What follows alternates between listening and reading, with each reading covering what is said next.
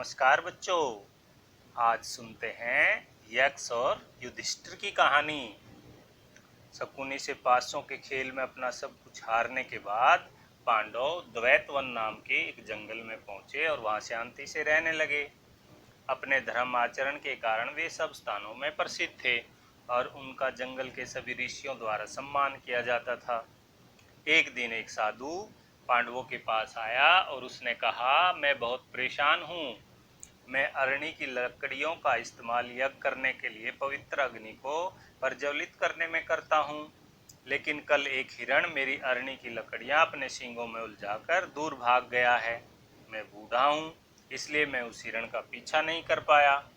हे साहसी युवकों, कृपया मेरी वे लकड़ियाँ वापस ले आओ, मैं अपना यज्ञ पूरा कर लूँगा। पांडवों ने हिरण को खोजने का निर्णय लिया और उसे ढूंढने जब वे निकले तो वह हिरण उनकी नजर में जल्द ही आ गया, लेकिन उतनी ही तेजी से हिरण उनकी आंखों के सामने ओझल भी हो गया। पांडव उसे पकड़ नहीं पाए। गर्मी के कारण जल्द ही पांडवों को प्यास लगने लगी। युधिष्ठिर ने नकुल को कहीं पर पानी खोजने के लिए कहा। नकुल ने एक पेड़ पर चढ़कर चारों ओर देखा। उसे कुछ दूरी पर एक झील दिखाई दी।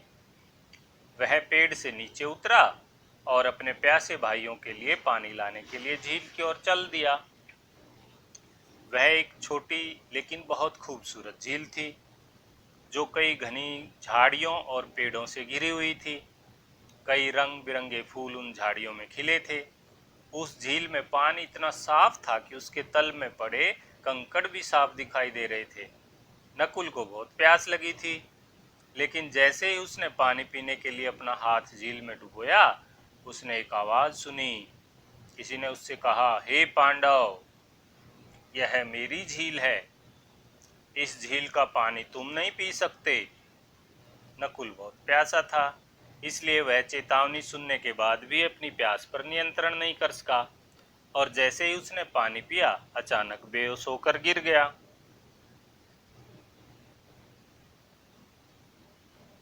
इस बीच युधिष्ठिर नकुल की प्रतीक्षा कर रहे थे, लेकिन जब उनका छोटा भाई वापस नहीं आया तो भीम को उसे देखने के लिए भेजा गया। भीम ने भी चेतावनी सुनने के बावजूद पानी पिया और वह भी बेहोश होकर नकुल के बाजू में जा गिरा। युधिष्ठिर ने भीम की प्रतीक्षा की और जब वह भी वापस नहीं आया तो उन्होंने अर्जुन को देखने के लिए भेजा। अर्जुन का भी वही हाल हुआ जो उसके दो भाइयों का हुआ था।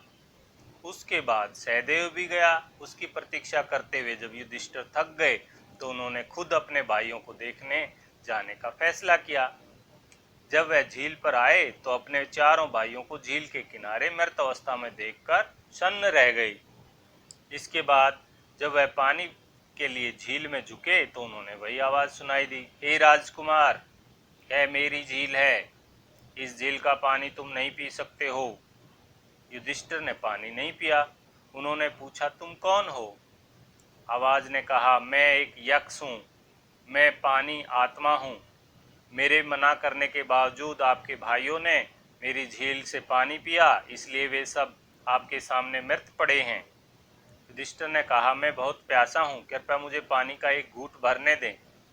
यक्ष ने कहा, मैं तुम्हें अपनी झील से पानी पीने दूंगा, लेकिन उससे पहले आपको मेरे सवालों के जवाब देने पड़ेंगे। युधिष्ठिर यक्ष के प्रश्नों के उत्तर देने के लिए राजी हो गए। तब यक्ष ने अपना पहला प्रश्न पूछा। यक्ष ने कहा, सागर के बराबर क्या होता है? सभी मनुष्यों की माँ कौन है? सूरज की चमक के साथ किसकी तुलना कर सकते हो? युधिष्ठिर ने उत्तर दिया, आकाश सागर के बराबर होता है, गाय सभी मनुष्यों की माँ है, केवल सत्य में ही सूरज के बराबर चमक होती है। यक्ष ने फिर सवाल किया, कोई धन कैसे कमा सकता है? सभी धनों में सबसे अच्छा धन कौन सा है और सच्चा धन क्या है? युधिष्ठिर ने विनम्रता पूर्वक उत्तर दिया, धन मेहनत से कमाया जा सकता है, विद्या सभी धनों में सबसे अच्छा धन है और स्वास्थ्य ही सच्चा धन है। यक्ष ने फिर कहा, पृथ्वी से भी बड़ा क्या है? आसमान से भी ऊंचा क्या है? युधिष्ठिर ने हाथ जोड़कर कहा, एक माँ पृथ्वी से भी अधिक बड़ी है और एक पिता का महत्व आसमान से भी अधिक है। यक्ष ने पूछा, हवा से भी तेज क्या है? एक व्यक्ति को हमेशा कौन सी मुसीबतें सताती हैं? युधिष्ठिर ने उत्तर दिया, मन हवा से भी तेज है, चिंता एक व्यक्ति को हमेशा सताती है। यक्ष ने कहा, मैं आपके उत्तर पाकर बहुत खुश हूँ। मैं आपके चारों भाइयों में से किसी एक को जीवित कर सकता हूँ। बताइए, आप अपने चारों भाइयों में से किसे जीवित देखना चाहते हैं? युधिष्ठिर ने उत्तर दिया, मैं नकुल को जीवित देखना चाहता हूँ। यक्ष ने आश्चर्यचकित होकर पूछा, जब आप महाबली भीम या परमवीर अर्जुन को जिंदा करवा सकते हो, तो आप नकुल को क्यों चुन रहे हो? युधिष्ठिर ने कहा, यक्ष, मेरी दो माताएं हैं। मैं युधिष्ठिर माता कुंती का पुत्र हूँ और जीवित हूँ, लेकिन मेरी माँ माद्री के दोनों पुत्र मर चुके हैं।